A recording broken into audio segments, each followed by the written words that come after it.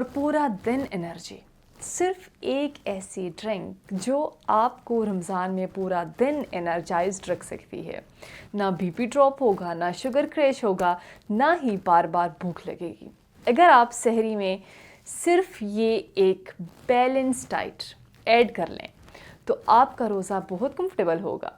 ये ड्रिंक क्या है? ये कोई कमर्शियल एनर्जी ड्रिंक नहीं है। ये एक natural electrolyte plus fibre balanced medical drink है जो आपको हाइड्रेशन भी प्रोवाइड करेगी, जो आपको स्लो एनर्जी रिलीफ भी देगी।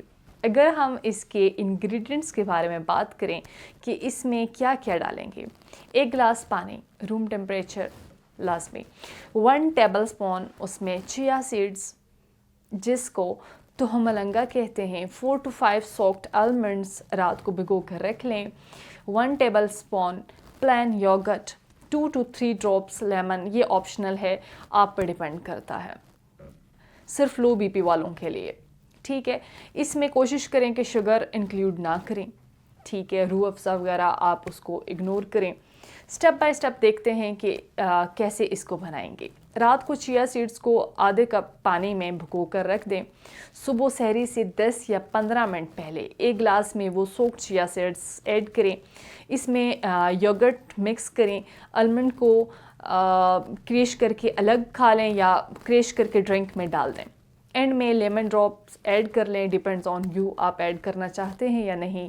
इसको मिक्स करें और ड्रिंक रेडी। कंसिस्टेंसी हल्की जेल जैसी होगी और ये इसका सीक्रेट है। कब पीनी है, सहरी से पहले या बाद? बेस्ट टाइम कौन सा है? बेस्ट टाइम होगा सहरी मील के एंड पर, क्योंकि ये गैस्ट्रिक एम्पटिंग स्लो करेगी, शुगर ग्रेजुअल रिलीज़ करेगी, आपको काफ़ी टाइम तक भूख नहीं लगेगी, ऑल द डे आपका अच्छा गुजर जाएगा। इसको बिल्कुल एम्प्टी स्टमक नहीं लेना, क्योंकि अगर आपको एसिडिटी इशू होता है, रोज़े के दौरान बॉडी फास्टिंग मेटाबॉलिक स्टेट में चली जाती है, 3 चीज़ें डिस्टर्ब होती हैं। Number 1 hydration, number 2 electrolyte balance, number 3 blood glucose stability. अगर सहरी में हाई कार्ब मील ली जाए, सिर्फ पराठा चाय, तो रैपिडली ग्लूकोज आपका स्पाइक कर सकता है, फिर इंसुलिन शुगर, फिर सडन शुगर क्रैश। रिजल्ट क्या होगा? आपको चक्कर आएंगे, थकन होगी, इरिटेबिलिटी। ये ड्रिंक कैसे हेल्प करती है, थोड़ा सा इस पे देख लेते हैं। अगर चिया सीड्स की बात करें तो soluble fibre rich, water absorb करके जेल फॉर्म करते हैं, स्लो ग्लूकोज अब्जॉर्प्शन करते हैं, तो लॉन्ग लास्टिंग आपकी स्टेबिलिटी रहती है।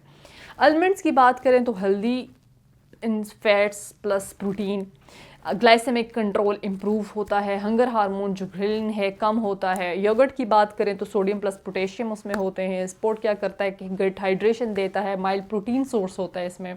लेमन की बात करें तो विटामिन सी होता है, माइल्ड मेटाबॉलिक एक्टिवेशन देता है, जिससे आप फ्रेश रहते हैं, डाइजेशन इम्प्रूव होती है। कौन ले सकता है? डायबिटिक पेशेंट्स ले सकते हैं, ठीक है, but without sugar. Hypertensive patients भी ले सकते हैं विदाउट एक्स्ट्रा सॉल्ट। लो बीपी पेशेंट्स भी ले सकते हैं लाइट पिंच सॉल्ट ऐड करके। जनरल हेल्दी लोग तो ले ही सकते हैं, ठीक है। जो किडनी पेशेंट्स होते हैं वो ज़रा कंसल्ट कर लें तो बेटर है, ठीक है। एक्सेसिव कैफ़ीन अवॉइड करें रमज़ान में, चाय कॉफ़ी डिहाइड्रेशन करती है। इफ्तार पर ओवर ईटिंग को आप इग्नोर करें। प्रॉपर बैलेंस मील ज़रूर इंक्लूड करें, प्रोटीन प्लस कम्प्लेक्स कार्ब्स हों। रमज़ान में एनर्जी समोसे और पकोड़ों से नहीं आती, प्लानिंग से आती है। स्मार्ट सहरी करें, स्टेबल रोज़ा रखें। Thank you.